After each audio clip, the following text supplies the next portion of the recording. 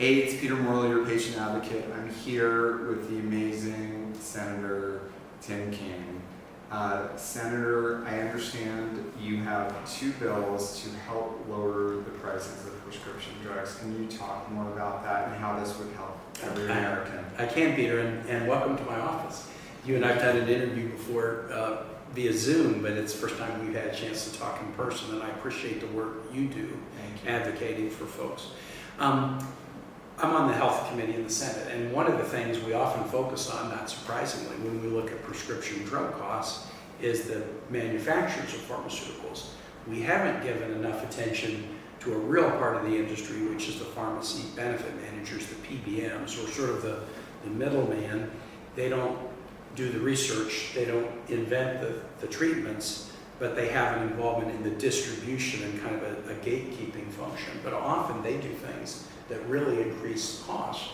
So we recently have done a bill in the committee. The bill included something that I have called the Patient's Right to Shop Act. Some of the pharmacy benefit managers reach agreements with providers and pharmacy manufacturers with gag clauses where they do pricing agreements, but they won't allow them to share information about pricing. And what it does is then downstream, it makes it really difficult for patients to get good information about prices. And then they may end up in one treatment that's too expensive when there's another one that was just as good. So in a bipartisan way, we have this bill called the Patient Right to Shop Act, which would prohibit pharmacy benefit managers from putting these gag clauses in their contracts. This isn't necessarily going to bring down prices, but it will give patients information about prices so that they can pick, a drug and know what the price impact will be and maybe select a less expensive drug that is equally efficacious. So that's the first bill. And it is part of a bill that is now on the Senate floor.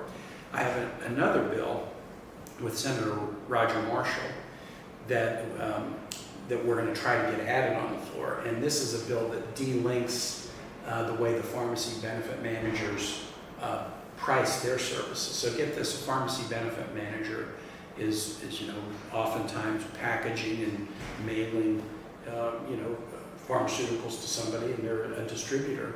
But they charge based upon a percentage of the drug cost rather than a per transaction fee. And if they're charging based on the percentage of the drug cost, we have numerous examples of this where a pharmacy manufacturer, a big pharma company, will come up with a treatment and they'll maybe make it generic and it'll be low cost, or it'll in its intellectual property protection will be low cost. And then they'll go to the pharmacy benefit manager and say, hey, we would like to offer this to patients. It's a low cost option. And the PBM will say, we're not putting it on our registry because we'd rather sell the higher cost one and get 10% of 1,000 rather than 10% of 150. So there's been a very, very, I think, suspicious and bad incentive in the way PBMs do the way they collect their fee. And if they collect a fee based on the price of the drug, they're always going to have an incentive to push a higher priced drug rather than a more affordable drug that might be every bit as good for a patient and save them money, but they end up not even having access to it. So we don't yet have this bill passed. Roger Marshall, a Kansas Republican, it's a good bipartisan bill. He's a physician. He's seen how this works and that people get pushed into higher priced drugs, kind of not even knowing that there might be lower priced drugs out there because the PBMs won't even allow the lower priced drugs to be marketed.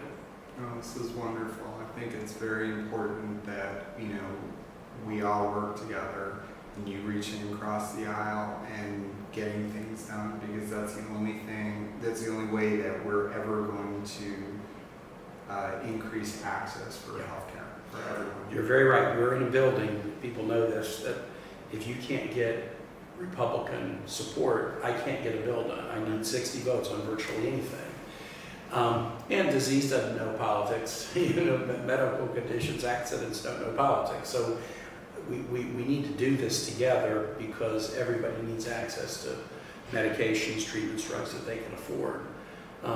Together with some of the work we did last year in the Inflation Reduction Act to cap the price of insulin and do some other things, fully fund the Black Lung Benefit Program. That's a really important thing in Virginia, where there's so many people in coal mining that are exposed to that particularly challenging respiratory issue.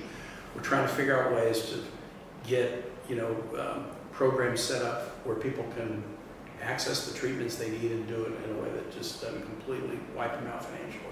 Thank you so much for doing this. I can't even thank you enough. Well, and I'm really glad you're doing what you're doing, and I look forward to talking more, because the one thing about what you do is there's always plenty to talk about. Oh, there it is. Yeah, great. Thank you. You bet.